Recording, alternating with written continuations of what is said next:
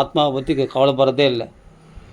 பகவான் எல்லாருக்கும் பணம் தான் முக்கியம்னு சொன்னால், ஒருத்தர் ஏழைப்பட்டவனா ஒருத்தர் பணக்காரனாக இருக்க வேண்டிய அவசியம் இல்லை. உனக்கு கார் பங்களா முக்கியம், உனக்கு மனைவி குழந்தைகள் முக்கியம்னா மனைவி குழந்தைகள் இல்லாமல் எவ்வளோ பேர் இருக்காங்களே, ஏன் அவங்களுக்குலாம் பகவான் அப்படி கொடுக்கல? ஏன்னா அதெல்லாம் அனித்தியமானது. அது உனக்கு ஒன்றே ஒன்று பகவான் கொடுத்துருக்கானே, அது மட்டும் யாரிடத்துலேருந்து விலகலையே. அந்த ஆத்மானு ஒன்று, அந்த ஆத்மா மட்டும் அழியாமல் இருக்குது. அது எப்படி? அதுதான், ஏன்னா அதுதான் என்னுடைய அம்சம். அப்போ தன்னையே பகவான் கொடுத்துக்கிறான் ஒரு ஆத்மாவுக்கு. என்னுடைய அம்சன்றானே அப்படின்னா நான் தன்னையே பகவான் அந்த ஆத்மாவுக்கு கொடுத்துருக்கான்னு அர்த்தம். அதனால தான் எல்லா ஜீவன்களுக்கும் பரமாத்மாவாக சாட்சி போதும் தான் ஒவ்வொரு ஹிருதயத்துலேயும் பகவான் இருக்கிறான். அப்போ அவ்வளோ கிருபாலு பகவான். அப்போ பகவானை பற்றி சரியாக புரிஞ்சிக்காமல் சும்மா நானும் பாராயணம் பண்ணுறதுனால மட்டும் போதாது. பாகவத பாராயணம் பண்ணுறேன்னா பாராயணம் பண்ணால் அதனுடைய சாரம் என்னன்னு தெரிஞ்சுக்கணாவா? எவ்வளோ பாகவதம் பாராயணம் பண்ணுங்களேன். பாராயணம் பண்ணால் என்ன சொல்கிறார் பரத யோகீஸ்வரர், என்ன சொல்கிறார் ரகுகன் இடத்துல, அவன் சுயமாக அனுபவித்து தெரிஞ்சுனா தான்ப்பா ஞானம் உண்டாகும். புரியுதா? அவனே சுயமாக இதெல்லாம் கனவுக்கு நிற்கிறான வாழ்க்கை, இது சொப்னத்துக்கு நிற்கிறானது, இது பொய்யானது அப்படின்னு அவன் பட்டு தெரிஞ்சுக்கணும். பட்டு தெரிஞ்சுனா தான் தெரியும். ஒரு வீட்டிலே யார் நம்மளை அவமானப்படுத்துகிறாங்களோ அவங்களிடத்துல நம்ம சுகத்தை எதிர்பார்க்குறோம். ஒரு வீட்லேயே அவர்களால் தான் ரொம்ப அவமானப்படுறோம், அவர்களால் தான் நம்ம ரொம்ப துன்பத்தை அனுபவிக்கிறோம். ஆனால் அவரிடத்துல தான் நம்ம சுகத்தை எதிர்பார்த்து உட்காந்துருக்கோம். வீட்டை விட்டு வெளியே வர மாட்டேன்றோம், பகவானை நோக்கி வரமாட்டேன்றோம், வைராக்கியத்தை அடைய மாட்டேன்றோம். சலிக்கலை. எவ்வளோ அவமானப்பட்டாலும் திருப்பியும் அந்த அவமானத்தோடவே அவர்களோட வாழறோம், இந்த உறவுகளோடவே. அதில் ஏதோ சந்தோஷம் கிடைக்கும்னு எதிர்பார்த்துன்னு. இதுதான் காணல் நீர். இதுதான் சொல்கிறேன், அவன் பட்டு தேரணும். எவ்வளோ அவமானப்பட்டாலும் கட்சியில் அவர்களுக்கு தானே இவன் செய்கிறான், ஓடி ஓடி அவர்களுக்கு தான் லட்சமாக கோடியாக செய்கிறான். சொல்லுங்கள் பார்க்கலாம். யாரால் அவமானப்படுறானோ, யாரால் ஒரு சுகமும் இல்லையோ, ஆனால் அவர்களிடத்துல தான் சுகத்தை எதிர்பார்க்குறான், அவர்களுக்கு தானே எல்லாமே செய்கிறாங்க. இப்படி தானே வாழ்க்கையே, இப்படி தானே. நாத்திரியந்தே யதாபூர்வம் கீனாசைவ கோச்சரம். கேரட்டு காலியை மதிக்கிற மாதிரி கடைசி காலத்தில் மதிக்க மாட்டாங்களாம். உறவினர்களே கைவிட்டுருவாங்க. கட்டின மனைவி எல்லாம் இருக்கும்போது தான் எல்லாமே நல்லா புரிஞ்சு இருக்கும்போது தான். பானையிலே சோறிருந்தா பூனைகளும் சொந்தமடா, சோதனையை பங்கு வச்சா சொந்தமில்லை பந்தமில்லை. சோதனையை பங்கு வச்சா சொந்தமும் கிடையாது, பந்தமும் கிடையாது. உன் நோய் வாங்கிப்பாங்களா?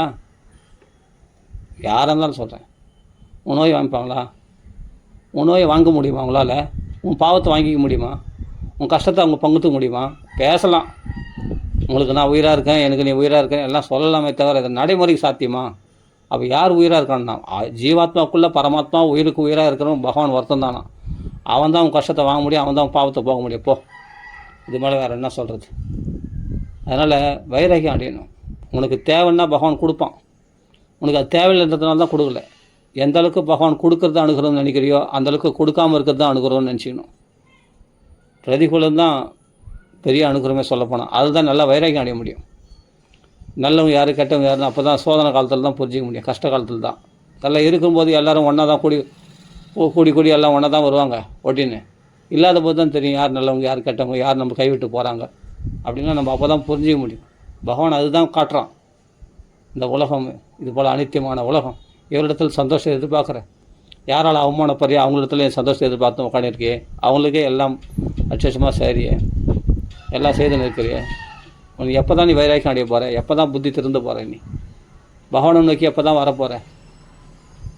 உனக்காக பகவான் கைவிரித்து காத்து கொண்டு இருக்கிறானே கண்ணன், அவனை நினைத்து எப்பொழுது அழப்போகிற? இவர்களுக்கெல்லாம் அழுதுதான் போதுண்டா அப்பா. இது ஒரு ஜென்மத்திலே அழற, கோடிக்கணக்கான ஜென்மங்களாக அழுதுன்னு தான் இருக்கிறேன், இன்னும் அழுதுன்னே இருக்கிறேன்.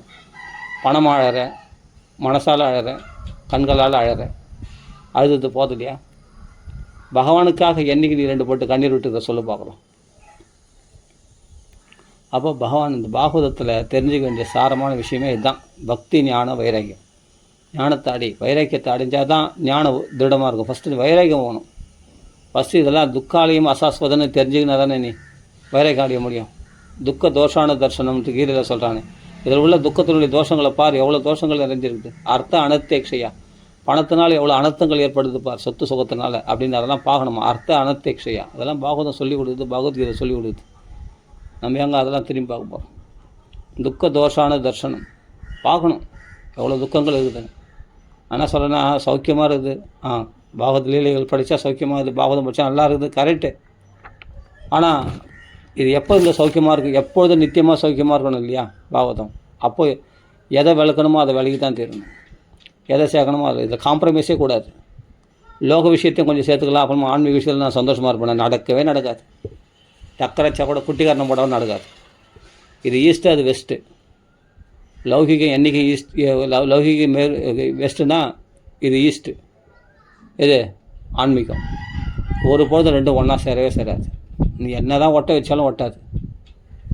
ஆமாம், இது சரி, இதோட இல்லறத்தோட எல்லா கலவி இன்பத்தையும் அனுபவிச்சு சந்தோஷம் அனுபவிச்சு பிள்ளை மழலைகளுடைய இன்பங்களையும் அனுபவிச்சுட்டு சொத்து சுகங்களையும் அனுபவிச்சுட்டு ஜாலியாக பக்தியும் பண்ணுவேன். நடக்காது ராஜா, நடக்காது. இதில் வைராக்கியம் அடைந்தால் தான் திருடமான பக்தியை நீ பண்ண முடியும், இல்லைன்னா பண்ண முடியாது. ஓப்பனாக சொல்கிறேன். எந்த மகாத்மாவும் போய் கேட்டுக்கோ. மழுப்பி அப்படி இப்படி பேசி பரவாயில்ல, அதனால் இல்லத்தை விட்டு வரக்கூடாது, அப்படி இப்படி எல்லாம் சொல்லலாம், எல்லாம் மழுப்பலாம், 1008 சமாதானம் சொல்லலாம். ஆனால் இதில் காம்ப்ரமைஸே கிடையாது. பாகவதத்தில் மட்டும் காம்ப்ரமைஸே கிடையாது. உனக்கு வேணும்னா பகவான் எல்லாத்தையும் கொடுத்துருப்பானே, உனக்கு ஏன் கொடுக்கலன்னா பகவான் அது தேவையில்லை, அதனால் கொடுக்கல. குடும்பம் பந்த சொந்த சுகம்லாம் நீ உனக்கு இருக்குது, மற்ற எத்தனையோ பேருக்கு இல்லாமல் இருக்கிறாங்களே, ஏன் அது தேவையில்லை, அதனால் கொடுக்கல. அப்போ உனக்கு ஏன் கொடுத்துருக்கான்னா நீ தேவைப்பட்டுன்னு ஆசைப்பட்ட, அதனால் உனக்கு உன் கர்ம இதுதான் கர்ம கதையா, நீ ஆசைப்பட்ட அதனால் கொடுத்தான். பகவான் ஆசைப்பட்டு கொடுக்கல, நீ ஆசைப்பட்டதுனால கொடுத்தான். அது முன்ஜென்மத்தில் ஆசைப்பட்டு அது முன்ஜென்மத்துக்கு புண்ணிய கர்மாக்களை செய்து, அதுக்காக புண்ணியகர்மா அது ஆசைப்பட்டதுனால புண்ணியகர்மாக்களை செய்து அதனால் ஆசைப்பட்டு உனக்கு கொடுத்தானே தவிர பகவான் ஆசைப்பட்டு கொடுக்கல. பகவான் ஆசைப்பட்டு கொடுக்குறது என்னன்னா, எப்போ என் அனுக்கிறேன்னா எல்லாத்தையும் நிர்கதியாக நிற்க வச்சு உன்னை நான் தனிமையில் நிறுத்தி நானே கதின்னு உன்னை உணர வைக்கிறேன் பாரு, அதுதான் என்னுடைய மதனுக்கிரகம், அதான் நான் என்னுடைய அனுகிரகம் அப்படின்ட்டு பலி சக்கரவர்த்தி கதையில் சொல்கிறான் பகவான். இந்திரனுக்கு கர்வத்தை அடக்கி அந்த சாம்பர்த்துக்க மேகத்தினுடைய கருமேகம் வெண்மேகமாக போயிடுச்சு. அந்தளவுக்கு மழையை கொட்டி தீர்த்துட்டான். ஆனால் கோவர்த்தன மலைகளை உத்தாரணம் பண்ணி இந்திரனை அவமானப்படுத்தலாம் பகவான். எதுக்காகனா அவன் ஸ்தானத்திலேருந்து இறக்கணும். இருக்கு அவனுக்கு அவன் தான் அதிகாரி, அவனுக்கு மேலே இறைவன் யாரும் இல்லைன்னு நினச்சின்னு ஒரு கர்வம் வந்து தான். அவனுக்கு மேலே நான் இருக்கிறேன்டாப்பா, கொஞ்சம் புரிஞ்சுக்க, என்ன பாடுறாப்பா அப்படின்ட்டு பகவான் அவனை இறக்கணும். அவன் மன்னிப்பு கேட்டுட்டான் இந்திரன். என்னுடைய அதிகாரத்துக்கு உட்பட்டு உங்கள் ஸ்தானத்தில் ஒழுங்காக இருந்தீங்கன்னா இருங்கும், இல்லைன்னா நான் உன் கர்வத்தை அடக்கிடுவேன், ஜாக்கிரதை, ஸ்தானத்திலிருந்து இறக்கிடுவேன் அப்படின்னு பகவான் எச்சரிக்கை பண்ணுறான். கோவர்த்தன இல்லையே படித்து பாருங்கள். அவர்களும் அவர் ஸ்தானத்தில் இருக்க வைக்கிறார். பகவானை ஞாபகப்படுத்தின்னு இருந்துக்கோ. பகவானை எப்போ மறக்கிறியோ அன்றைக்கி நீ அவுட்டு, அவ்வளோதான், நீ பிணத்துக்கு சமமானவன். காட்லெஸ் ஹியூமன் பீயிங்ஸ்லாம் அவர்கள் ஹியூமன் பீயிங்ஸே கிடையாது, மிருக வாழ்க்கை தான் வாழறான்னு அர்த்தம். இறைவன் அற்றவர்கள். ஆமாம், மிருக இச்சைகளில் உழண்டு கொண்டிருக்கிறார்கள். எப்போ இறைவனை நினைக்கிறாங்களோ அப்போ தான் மனுஷன் நிலைக்கு கொஞ்சமாவது உயர்ந்திருக்கிறான்னு அர்த்தம். அதனால் எல்லாரையும் நேசிக்கிறதுனா எல்லாரையும் நேசிக்கணும், எல்லோரும் நேசிக்கணும். நேற்றை நேசிக்கணும், என்னத்தை நேசிக்கணும்? இந்த உடம்பை நேசிக்க சொன்னார் பகவானே. எல்லாருக்குள்ளும் இருக்கிற ஆத்மா பரமாத்மா பகவானை நேசிக்கணும். அதை பார்த்து இந்த உடம்பை பார்க்காது. யாராவது காம்ப்ரமைஸ் பண்ணிக்காத. அனுகூலமாக இருக்கிற மாதிரி இருக்கும், நல்லா பேசுவாங்க, நல்லா சந்தோஷமாக இருப்பாங்க, பந்தத்தில் தள்ளிடுவாங்க, பகவான் நினைக்க விடாதபடி பண்ணிவிடுவாங்க. ஜாக்கிரதை. எப்படி காம்ப்ரமைஸ் பண்ணாலும் நல்லவங்களே இருக்கட்டும்பா, அவன் கெட்டவங்க இல்லை, நல்லவங்க இருக்கட்டும். ஓடுன்ற பயந்து ஓடு, இந்த உலகத்தை பார்த்து பயந்து ஓடு, இந்த ஆசைகளை பார்த்து பயந்து ஓடு, இந்த சுகபோகங்களை பார்த்து பயந்து ஓடு. இதெல்லாம் ஒன்று போட்டு மயக்கிடும், உன்னை போட்டு பந்தப்பட்டு உன்னை கட்டுப்பட்டு. ஜாக்கிரதை. கிருஷ்ணனை மறக்க செய்யுது. இந்த ஜென்மாவே விரத்தம். மனுஷன் ஜென்மாவை உன்னை அப்படியே அழுத்திடும், அப்படியே அஜ்ஞானத்தில் அழுத்தி உன்னை சாவச்சிடும். ஆமாம், சாவச்சிடும். அதான் மரணம். மரணத்துக்கு கொண்டு போயிடும் உன்னை. மோட்ச வழிக்கு திரும்பி பார்க்க வைக்காது. உன்னை சாவடிக்கிறதுக்கு தான் இவ்வளோ பிளானிங் நடக்குது. இவ்வளோ சுகபோகங்கள், இவ்வளோ அனுகூலங்கள், இப்படி மனைவி அனுகூலம், பிள்ளைகள் அனுகூலம், எல்லாமே இதெல்லாம் அனுகூலம் இல்லை. எல்லாம் கஷ்ட காலத்தில் தான் தெரியும் யார் அனுகூலம் யார் பிரதிகூலம்னு. இப்போ தெரியாது. இப்போ ஜாலியாக இருக்கும் எல்லாமே. அவங்களும் ஆன்மீகத்துக்கு உதவுறாங்க, பாகவதம் படிக்கிறதுக்கு உதவுறாங்க, ராமாயணம் படிக்கிறது எல்லாமே சொல்லலாம்ப்பா. அந்தரங்கத்தில் அந்த ஆத்மசுத்தியும் அபிப்சிதம் அப்படி ஆசைப்பட்றேன்னா இது எங்கே சொல்லிடுது? ருத்ரகீதத்தில் சொல்கிறேன். யார் ஆத்மசுத்தி அடையணும்னு ஆசைப்பட்றாங்களோ அவங்க ருத்ரகீதத்தை படிக்கணுமா. அதில் அப்படிப்பட்ட ஞானம் இருக்குதான். அதான் சொல்கிறேனே, நம்ம பிளானிங்லாம் பெருசாக இருக்குதான். அது ருத்ரகீதத்தில் வருது. இந்த ஒரு எலி அது அண்ணா சொல்லுவார் ஒரு கதை. இந்த எலி என்ன பண்ணிச்சான், இந்த மூட்டையை பருப்பு மூட்டை, துவரம் பருப்பு, கடலப்பருப்பு, சிறுபருப்பு, அரிசி மூட்டை, பல விதமான தானியங்கள் எல்லாம் இருக்குது. அது ஒரு ஸ்டோர் ரூம். அதில் பார்த்து இந்த மூட்டையை முதல் சாப்பிட்டு, அந்த மூட்டையில் இருக்கிற கடலப்பருப்பு முதல் சாப்பிட்டு, அப்புறம் துவரம் பருப்பு சாப்பிட்டு, அப்புறம் உளுத்தம் பருப்பு சாப்பிட்டு, அப்படி இப்படின்னு அது பிளான் போட்டு தான்.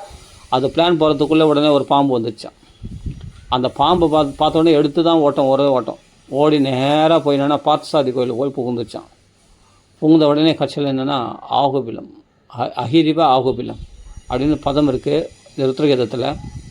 பாம்பை கண்டு அது கட்சியில் என்ன பண்ணிச்சான், டக்குன்னு பார்த்தசாதி பெருமானுடைய திருவடியில் போய் ஒழிஞ்சிக்கிச்சான். இது அந்த எலியானது ஒளிந்து கொண்டு டக்குன்னு பக்குன்னு அந்த துளசி போட்டு மூடி விட்டது.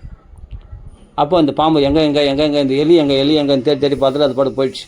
அது பிறகு போய்விட்ட பிறகு அந்த எலியானது அந்த திருவடியே சுற்றி வந்துட்டு இருக்கும். இனிமேல் இந்த பார்த்தசாதி பெருமானை விட்டான்னு உங்களுக்கு வேறு கதி கிடையாது. மரணம் நம்மளை துரத்தினே வரும். அந்த மரணம் தான் பாம்பு, அந்த எலியை துரத்துது. அது மாதிரி நம்மளுடைய பிளானிங்கெல்லாம் இந்த காரியத்தை செய்து அதை முடிச்சுட்டு அதுக்கப்புறமா அதை முடிச்சு இதை முடிச்சு நான் அப்படி பண்ணிவிட்டு நினைக்கிறது, அது பிளானிங் பண்ணிட்டதுக்குள்ளே டக்குன்னு வந்து பாம்பு புஷ் அந்த காலன் வந்து கழுத்தை பிடிப்பான். அப்போ தீரா பீராமிகள் வாராமலே ஸ்ரீமன் நாராயணா என்று சொல்வோம். அப்போல்லாம் யார் வருவாங்கண்ணா? யாரும் வரமாட்டாங்க. சண்டை யமன் வந்து தண்டனை செய்யுது என்னை கொண்டு போக வரும்போது அவரை கண்டு தடுப்பவர் ஏது வெகு சூது தானே. இது ஏமாற்றுறது தான். திடீர்னு வருதுன்னா அவன் வருவான்னு தெரிஞ்சுதான் நான் இதெல்லாம் பிளானிங் பண்ணிட மாட்டேன். நான் ஆத்ம ஞானத்தை தேடியிருப்பேன், நான் வந்து பாகவதம் படிச்சிருப்பேன், நான் பகவான் நாமா சொல்லியிருப்பேன், எல்லாம் சொல்லலாம். சுயமாக உணரணும். நம்ம ஆத்ம ஞானத்தில் இதெல்லாம் வைராக்கியம் அடையணும்.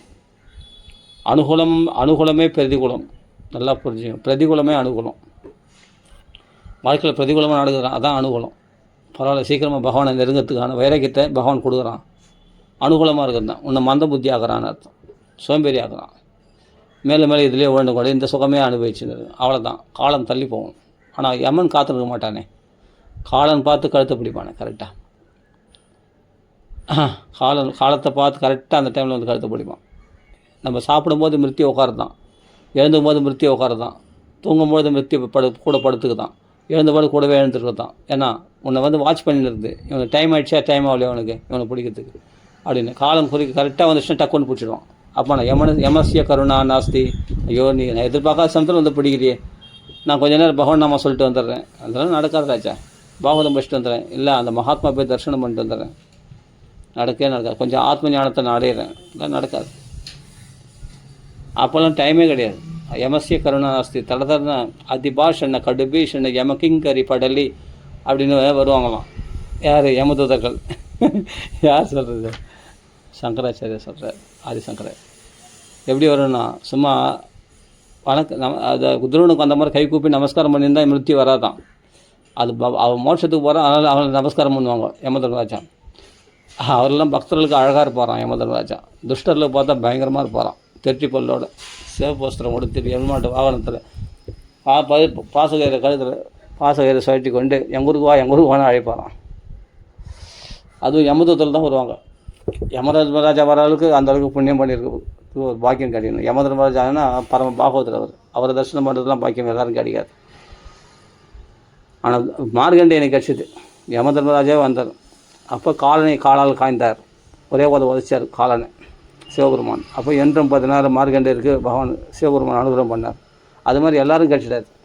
ஆனால் யமதூதர்கள் எப்படி வருவாங்கன்னா வெட்டு குத்து பல அப்படின்னா பயங்கரமாக அப்படி கர்ஜிச்சுன்னு அந்த அதட்டத்துலேயே பயந்து மலமூத்திர விசர்ஜனை பண்ணுவானாம். சரபேக்ஷனு கிரஸ்த மூத்திர பரிசையும் அப்படின்னு அவங்க வந்து கபில உபதேசத்தில் கடைசியில் வருது. அப்படி தான் வருவாங்களாம், வெட்டு குத்து பல அப்படின்னு அதட்டின்னு தான் வருவாங்களாம் யமதூதர்கள்லாம். அப்போல்லாம் என்ன பண்ணுவோம்னா ஒன்றுமே தெரியாது. நம்ம வசம் நம்ம இந்திரியங்கள் நம்ம வசம் இருக்காது. அதான் சொல்லுது, தூரே கிரீடனகா சக்தம் பிளாவிதேன ஸ்வரேன் உச்சகி ஆஜுஹாவ ஆகுலேந்திரிக நாராயண ஹ்வயம் அப்படின்ட்டு நாராயணான்னு ஒரே குரல் தான் எழுப்ப முடிஞ்சது. கடைசி குரலில் அது எழுப்புனா நாராயண நாம சொன்னே விஷ்ணு தொழில் தான் காப்பாற்றினான். இப்போ இவ்வளோ நேரம் இந்த மனைவி காப்பாற்றினால பிள்ளைகள் காப்பாற்றினாங்க, யாரும் காப்பாற்ற முடியாது. பகவானால் மட்டும்தான் அந்த சக்தி இருக்குது. உன்னை காப்பாற்றக்கூடிய சக்தி உள்ள இடத்துல நீ திரும்பி பார்க்காமல் இருக்கிற, காப்பாற்ற சக்தி இல்லாதவங்கள அண்டி இருக்கிற நீ. என்ன ஒரு முட்டாள்தனம் யோசிக்கணும். இதெல்லாம் எதுக்காக சொல்ல வரேன்னா, நம்ம என்ன தான் நம்ம அனுகூலமாகவே காம்ப்ரமைஸ் பண்ணிக்காது. இந்த விஷயத்தில் ஆத்ம ஞான விஷயத்தில் காம்ப்ரமைஸ் பண்ணிக்க கூடாது. அடித்து வெட்டு கொண்டு யார் இருந்தாலும் அதெல்லாம் பயப்படக்கூடாது. இவங்க அப்படி நினச்சிப்பாங்களே, இவங்க அப்படி நினச்சிப்பாங்களே, இப்படி தப்பாக நினச்சிப்பாங்களே, இதெல்லாம் பார்க்கக்கூடாது. நம்ம கர்ம வினையை நம்ம தான் கழிச்சு ஆகணும். நம்ம ஜென்மாவை கரையேற்றி ஆகணும்னா இதெல்லாம் பாரபட்சம் ஈவிரக்கம் பார்க்குறது, அது பண்ணுறது, இது பண்ணுறது, அதெல்லாம் வேறு விஷயத்தில் பார்த்துக்கோ. ஆனால் ஆன்மீக விஷயத்தில் காம்ப்ரமைஸ் பண்ணிக்காது. ஏன்னா கோஷ்டியா அதிருஷ்ணையா, அந்த கோஷ்டியில் சேரத்துலேருந்து ஆசையை விட்டுடு. விவிக்த சேவையா, தனிமையில் இருக்கிறத பழகிக்கோ. நான் என்ன செய்கிறேன், நான் முட்டாள்தனமாக பண்ணுறேனே, நான் நியாயமாக பண்ணுறேன், நான் பண்ணுற செயல் ஒன்று கரெக்டாக அப்படின்னு ஒரு நிமிஷம் யோசித்து பாருங்கள் ஒவ்வொருத்தரும். நான் என்ன ஓடுறேன், ஏதோ சம்பாதிக்கிறேன், எங்கேயோ ஓடுறேன், ஏதோ ஒரு இடத்துல இருக்கேன், ஏதோ ஒரு வெளிநாட்டில் இருக்கிறேன், என்ன பண்ணுறேன், நான் என்ன பண்ணுறேன், சம்பாதிக்கிறேன், நல்லா துண்டுறேன், தூங்குறேன், அவ்வளோதான், ஜாலியாக இருக்கிறேன், அதுதான் சௌக்கியமான வாழ்க்கை. முட்டாள் வாழ்க்கை அது, முட்டாள் வாழ்க்கை. பாகவதத்தை பாகவதம் படிச்சுட்டா அதான் சொல்கிறேன், வேதாந்த வாக்கியங்களாலேயே அவனுக்கு உபதேசம் பண்ணாலும் எப்போ அவன் சுயமாக தன் அனுபவத்தில் இதெல்லாம் பொய்யானது அனித்தியமானதுன்னு உணரலையோ அது வரைக்கும் என்ன தான் உயர்ந்த உபநிஷத்து வாக்கியங்களே ஆனாலும் அது அவனுக்கு பயன்படாது. நான் சொல்ல இப்போ வரதேகிருஷ்ணர் சொல்கிறார் ரகுவணத்தில் உயர்ந்த நான் வேணா எடுத்துக்காட்டுறேன், நம்ப மாட்டீங்களா, எடுத்துக்காட்டுறேன், அப்போ தான் புரியும். 5வது ஸ்கந்தம், அதுதான் பக்கத்துலேயே புஸ்தகம் வச்சுக்கிறேன், இவ்வளோ யாருன்னா கேட்பாங்க. 5வது ஸ்கந்தத்தில் சொல்கிறார்,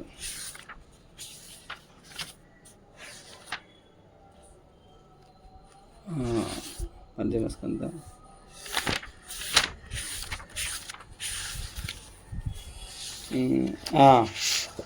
ஸ்வப்னே நிருத்தியா கிரகமேதி சௌக்கியம் நயசிய ஹேயானு மிதம் ஸ்வயம் சியாத். ஸ்வயம் தானாக தெரியணுமா, இதெல்லாம் சொப்னத்துக்கு நிகரானது. இந்த கிரகமேதி சௌக்கியம், இந்த இல்லறத்தில் புத்தியை செலுத்திருக்குமே, இதில் இந்த இல்லற சௌக்கியங்கள்லாம் பொய்யானது, சொப்னத்துக்கு நிகரானது அவன் பட்டு உணரணுண்டா ரகுகுணா.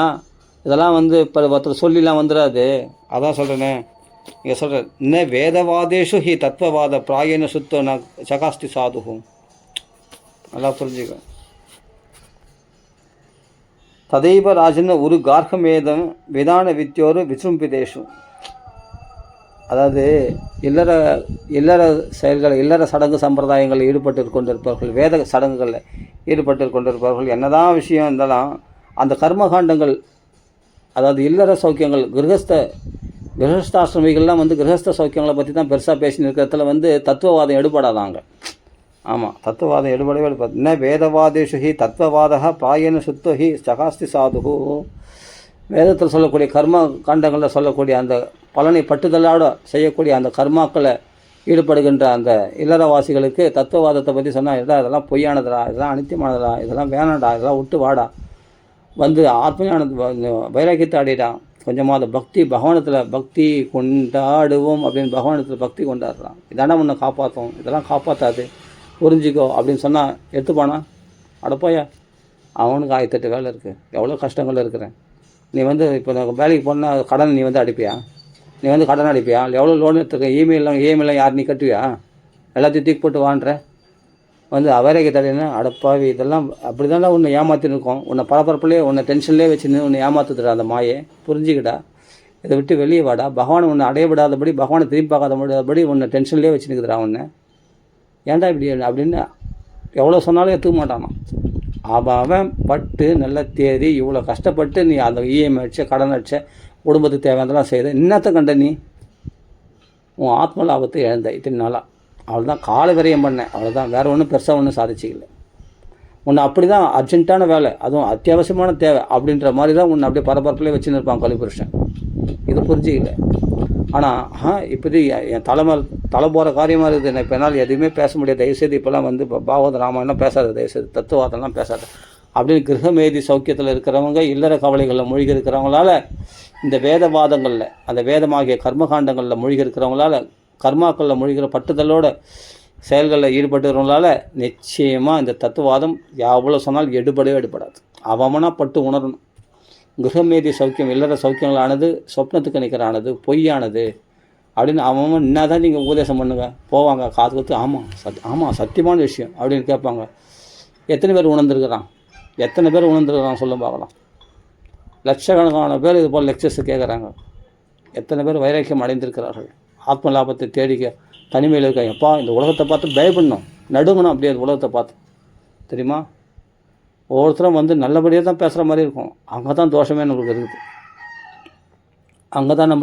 இருக்குது. நல்லபடியாக பேசுகிற மாதிரி தான் வருவான். கட்சியில் என்ன முன்ன பௌதிகத்தில் மூழ்கி அவனுக்கு ஏற்ற மாதிரி நீ பேச, உனக்கு ஏற்ற மாதிரி அவன் பேச மாட்டான். அவனுக்கு ஏற்ற மாதிரி நீ பேசி கட்சியில் என்ன ஆகுனா அவன் வழிக்கு தான் நீ போயிடுவேன். உன் வழிக்கு இந்த பாகவத தர்மத்துக்கு ஒன்று அழைச்சின்னு வர முடியாது உன்னால். ஆனால் அவன் வழிக்கு வேணால் நீ போக முடியும். ஆனால் பாகவத தர்மத்தை அழைச்சின்னு ரொம்ப ரொம்ப கஷ்டம். அவ்வளோ எல்லோரும் வந்துட மாட்டாங்க. லோக விஷயத்தில் ஈஸியாக நீ போயிடுவேன். அதனால தான் யார்களும் அப்படியே நடுங்கணுமா, உலகத்தாரர் பார்த்தா நடுங்கணுமா, அப்படியே பயப்படணுமா. அதுவும் முக்கியமாக ஆண்கள் ஆகிய ஆன்மீக சாதனர்களாகிய ஆண்கள் ஆகிய பெண்களை பார்த்து நடுங்கணுமா. இன்னும் ஸ்திரீ சங்கீனம் ஓடவே கூடாது, பெண்கள் சங்கமே கூடாது. ஆண்களை சொல்கிறேன். அதே மாதிரி பெண்கள் பக்தி பண்ணுறாங்க, சந்தோஷமாக பண்ணுறாங்க, ஓகே, அவங்களுக்குள்ளே பண்ணிக்கணும். ஆண்களிடத்தில் என்ன பேச்சு வேண்டியது இருக்குது? தேவையில்லை. பெண்கள் கூட்டங்களை கோபிகள்லாம் என்ன பண்ணாங்க? ஆண்களோடு சேர்ந்தா பக்தி பண்ணாங்க, பெண்களாக சேர்ந்து தான் பக்தி பண்ணோம். அதான் முறையாக இருக்கும். ஆண்கள்னா பெண்களை கண்டு பயந்து ஓடணும், ஒரே ஓட்டம் ஓடி. அந்த பெண் சங்கமே கூட ஸ்திரீ சங்கீனம் நான் சொல்லலை, பாகவதம் சொல்லியிருக்கேன். எல்லாமே சாஸ்திரம் தான். இது என் அபிப்பிராயம் கிடையாது. அப்படி திட்டம் தான் நீங்கள் மகான்களை திட்ட முடியாது. சரி, என்ன திட்டுங்க பரவாயில்ல. ஆனாலும் வந்து சாஸ்திரம் சொல்லியிருக்கு, மகான்கள் சொல்லியிருக்காங்க. ரிஷபதேவர் சொல்லியிருக்கார், பகவானே சொல்லியிருக்கார். பகவான் ரிஷபாவதாரம் ஸ்திரீ சங்கீனம், ஸ்திரீ சங்கம் இல்லை, சங்கிகளுடைய சங்கமே சேரக்கூடாது. அப்படின்னா ஸ்திரீ சங்கம் நீ எப்படி சேரலாம்? எந்த பெண்களிடத்துலையும் பேச்சு வேணாம். நீ ஆத்மீக சாதனை, நீ மோட்ச அடையணும்னு ஆசைப்படுறியா இல்லையா? மகாந்தஸ்தே துவாரம் ஆகூர் விமுக்தேகே தமோத்வாரம் யோஷிதாம் சங்கி சங்கம். இது ரிஷபதேவர் சொல்கிறார். மகான்கள் வந்து மோட்சம் அடையினா மகான்களுடைய சங்கத்தை நாடு, அதுதான் விமுக்தேகே, மோட்சத்தை அடையத்துக்கான வழி. தமோத்வாரம் யோஷிதாம் சங்கி சங்கம். உனக்கு நரகத்துக்கு போகிற வழி ஒன்றுனா நீ ஸ்திரீ சங்கத்தோடு இரு. ஸ்திரீகளுடைய சங்கத்தோடு இருக்கிற அந்த அவளுடைய போய் பெண்களை பற்றி நிறைய பேசு. அந்த இல்லாத சௌக்கியத்துலேயே போய் ஓய்ந்து காடு. நீ நரகத்துக்கு போகணுன்னு ஆசைப்பட்டேன்னா போ, அப்படி செய். இதெல்லாம் சாஸ்திரம் படிச்சுன்னு சொல்லியிருக்குங்க. ஸ்திரீ விவாதம் எதுக்கு பேசுகிறீங்க? ஸ்திரீகளிடத்தில் என்ன பேச வேண்டியது இருக்குது? பெண்களோடத்தில் பேசட்டும். பக்தி வளர்த்துக்கணுமா பெண்களோடு போய் பேசி பக்தி வளர்த்துக்கிட்டோம். எவ்வளோ ஸ்திரீகள் பக்தி பண்ணுறாங்க. அது ஆண்களத்தில் தான் வரணும்னு அவசியம் இல்லை. பெண்களிடத்துலேயே பேசி பெண்களிடத்துலேயே பக்தியை வளர்த்துக்கலாம், தாராளமாக பண்ணலாம். எவ்வளோ பக்தர்கள் பெண்கள் இருக்காங்க, அவங்களோட பேசி அவங்களுக்கு இது பண்ணுவாங்க. ஆண்கள் பெண்களிடத்தில் பேச வேண்டிய அவசியம் என்ன? ஆண்கள் எவ்வளோ பக்தர்கள் இருக்காங்க, அந்த ஆண்களோட பக்தர்கள் பக்தி பண்ணி நல்லா முன்னேற்றம் அடையதை பார்க்கணும். ஸ்திரீ சங்கம் கூடாது. ஆமாம், அது என்ன சொல்லியிருக்கு பாகவதத்தில்? நெருப்பையும் நெய்யையும் பக்கத்தில் வச்ச மாதிரி ஆகிடும், உருகிடும். அது மாதிரி அது எப்படி இருந்தாலும் தப்பாக தான் போகும். ஜாக்கிரதையாக. அதுவும் கலிகாலம், இது சொல்ல வேண்டியதே இல்லை. அதனால் எதுக்கு சொல்கிறேன்னா, இது மகான்கள் சொன்னால் கரெக்டாக தான் இருக்கும். மகாந்தஸ்தே துவாரமாகூர் விமுக்தேகே தமோத்வாரம் யோஷிதாம் சங்கி சங்கம். மகான்களை போய் நாடுங்க, ஆள்தான். பக்தர்களை போய் நாடு, மகான்களை போய் தாண்டிங்களா சத்சங்கத்தில் இருங்க. அது ஆண்களுடைய சத்சங்கத்தில் இருங்க, பெண்களோட வேண்டாம். அப்படி இருந்துட்டேன்னா நீ நீ மோட்சத்துக்கு உன்னை நீ தயார் பண்ணிக்கிட்ட, இல்லைன்னா அவுட்டு. ஆமாம், எப்போ நம்மளை கவுத்துறன்னு சொல்ல முடியாது. இல்லை, அவங்க பக்தர்களை நான் மதிக்கிறேன், என் மனசில் எந்த கலங்கமும் இல்லை, இதெல்லாம் சொல்லாத ராஜா. அதெல்லாம் வேணாம், தயவுசெய்து அப்படிலாம் சொல்லாத. எவ்வளோ பேர் மாட்டினுக்கிறாங்க, எவ்வளோ பேர் கஷ்டப்படுறாங்க. எதை விளக்கணுமோ அதெல்லாம் விளக்கணுன்ட்டு பாகவதம் சொல்லிக்குது. அதெல்லாம் டக்குன்னு விளக்குது. இதில் காம்ப்ரமைஸே கூடாதுன்றேன். காம்ப்ரமைஸே கூடாது. வெட்டு ஒன்று துண்டு ரெண்டு, அவள் தான் வந்துடணும், வெளியே வந்துடணும். என்ன குடும்பத்தில் மனைவியே இருந்தாலும் சரி, என்ன வேணுமோ அவங்களுக்கு தேவையானதை செய்யுது, அவ்வளோதான். எப்போ பேசணுமோ அப்போ பேசு. மற்ற நேரத்தில் தனிமையில் விவிக்த சேவையா, விவிக்த ருச்சியா, தனிமையில் இருக்கிற ருச்சியை வளர்த்துக்கும். சகோஷ்டி அதிருஷ்ணையா, அந்த கோஷ்டியில் இருக்கிறதுல இது ஆசையை விளக்கிடு. இதுதான் ஆத்மாவில் நான் மனுஷ ஜென்மாவை கரையேற்றத்துக்கான வழியை சொல்கிறேன். ஒவ்வொரு நிமிஷம் வியர்த்தமாக போகுது. ஜாக்கிரதையாக இருங்க. அவ்வளோதான் சொல்ல முடியும். பகவான் நம்மளுக்கு அது கொடுக்கலையே, இது கொடுக்கல. என்ன உனக்கு ஓணுன்னா பகவான் கொடுத்துருப்பான். அது தேவையில்லைன்றதுனால தான் பகவான் கொடுக்கல. எல்லாத்தையும் தூக்கி போட்டு போயினேரு, அவ்வளோதான். உனக்கு கொடுக்க வேண்டியது எல்லாம் பர்ஃபெக்டாக கொடுத்தது மாத்திரம் நீ என்ன பயன்படுத்தின்னு இருக்கிற நீ பகவான் அடையத்துக்கு இல்லையே. அதை வச்சு சோம்பேத்தனமாக தான் இன்னும் நம்ம இந்த உன்ன சுக சௌக்கியங்களை அதிகரிக்கத்தான் பார்த்துருக்கோமே தவிர இருக்கிற வச்சுட்டு நம்ம என்ன ஆத்மலாபத்தை தேடிக்கணும் சொல்ல பார்க்கலாம். அதனால் எல்லாம் சொல்லணும். இதெல்லாம் பாகவதத்தில் நம்ம கொஞ்சம் புரிஞ்சுக்கணும். எது வேணும் தயவுசெய்து, அதாவது நெருப்பை கண்டு பயப்படுற மாதிரி பயப்படணும் அந்த லோகவாதிகளை. பகவத் பக்தி அற்றவர்களிடத்தில் அதே போல் லோக விஷயங்களை நம்மளை இழுக்கக்கூடியவர்களில் இப்படிப்பட்ட இன்னும் சில துஷ்ட சகவாசம்லாம் இருக்குது. அந்த துஷ்ட சகவாசத்தெல்லாம் பார்த்து பயந்து நடுங்கணும். அப்படியே அவரெல்லாம் என்ன தான் சிரித்து பேசினாலும், என்ன தான் வந்து சாம்பிரதாயம் பண்ணாலும், என்ன தான் அன்பாக பேசினாலும் அவர் இடத்துல ஒரே வட்டம் ஓடிடணும். அந்த இடத்த விட்டு ஒரே வட்டம் ஓடிடணும். தனிமையில் இருங்க, தனிமையில் இருந்து சாதனை பண்ணுங்கள். பகவத்கீதைய கிருபையை வேண்டுங்க, அழுங்க, பகவானுக்காக தேம்பி அழுங்க, பகவானுக்கு புலம்புங்க. உங்கள் கஷ்டத்தெல்லாம் பகவான்கள் தெரிவிச்சுக்குங்க. நீ பகவானாச்சு, நீ ஆச்சு. அதுதான் உட்காந்து பகவான்களை கேளுங்க. உங்களுக்கு தேவையான எல்லாம் பகவான்களை கேளுங்க. பகவான் ராமச்சந்திரமூர்த்தி எல்லாத்தையும் கொடுக்குறவங்க தான். சுக்ரீவன் புலம்புல கேட்கல, சீதனுடைய புலம்புல கேட்கல, ஆஞ்சனுடைய புலம்புல கேட்கல, எல்லார் புலம்புலையும் நேரடியாக கேட்கல சீதனுடைய புலம்புல. ஆனால் மறைமுக வாழ்ந்த பகவான் இறைவன் இல்லையா ராமன் அப்படி நினச்சி பாருங்கள். அப்போ சீதனுடைய புலம்புல எவ்வளோ புலம்பிருக்கு, எவ்வளோ பகவான் துடிச்சிருப்பான். சீதை அழுததை விட ராமர் அழுதது அதிகம் தானே. ராமாயணமே சொல்லியிருக்கு. உனக்காக ஒரு அழக்கூடிய ஒரு தேவனா பகவான் ராமச்சந்திரமூர்த்தி மட்டும்தான். அவனை கேளு, என்னை ஏன் இப்படி படைச்ச, என்னை ஏன் இப்படி வச்சுருக்க, நான் வாழ்க்கையில் என்ன சாதிக்கணும், என் வாழ்க்கையுடைய உயர்ந்த கோல் என்ன, என் லட்சியம் என்ன, நான் ஏன் இப்படி இருக்கிறேன், நான் ஏன் இப்படி அக்ஞானத்தில் இருக்கேன், நான் ஞானத்தில் எனக்கு ஒன்றுமே புரியலையே. நான் பாகவதம் படிக்கிறேன், ராமாயணம் படிக்கிறேன், ஆனால் நான் ஏன் இன்னும் உன்னை தரிசனம் பண்ணாமல் இருக்கிறேன், ஏன் இன்னும் உன்னை அடையாமல் இருக்கிறேன். அப்போ நான் என் மேலே என்ன குறை, அது குறையை நிவர்த்தி பண்ணுறதுக்கு என்ன பண்ணணும். எனக்கு வேணாம், எந்த சங்கமும் வேணாம்.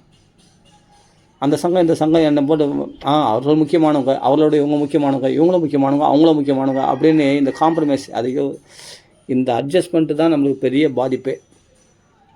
வேணவே வேணாம், எல்லாத்தையும் தூக்கி போடு, எல்லாத்தையும் தூக்கி போடு. மனசால சர்வகர்மாணி மானச சந்நியாசஸ்தே சுகம் வசி. சுகமாக முக்கியம், சுகம் முக்கியம் இல்லை, தபஸ் தான் முக்கியம். சிரமப்படு, கஷ்டப்படு, மனசு உளைச்சல் படு, துன்பப்படு. அப்போ தான் உனக்கு வைராக்கியம் திடமாக இருக்கும். சுகபோகமாக முக்கியம், சுகவாசமாக முக்கியம். அந்த சுகவாசியாக இருக்கிறது, இந்த கட்டில் தூங்குறது, இந்த சோம்பேத்தனமாக இருக்கிறது, இதெல்லாம் தூக்கி போடுங்க. முதல்ல எல்லாத்தையும் தூக்கி போட்டு நல்லா தலைமையில் தண்ணியை ஊற்றி நல்லா சுறுசுறுப்பாக்கிங்க. உங்களை நிறைய நாமா சொல்லுங்கள், இஷ்டத்துக்கு நாமா சொல்லுங்கள். உடம்புலாம் ஹீட் ஆகி வாயெல்லாம் புண்ணாகட்டும், அவ்வளோ தூரம் நாமா சொல்லுங்கள். அவனை அடையணும், அவ்வளோதான். அதுக்கு நான் என்ன பண்ணணும் சொல்லி நான் பண்ணுறேன். அதுக்கு முழு மூச்சாக இறங்குறேன், அவ்வளோதான்.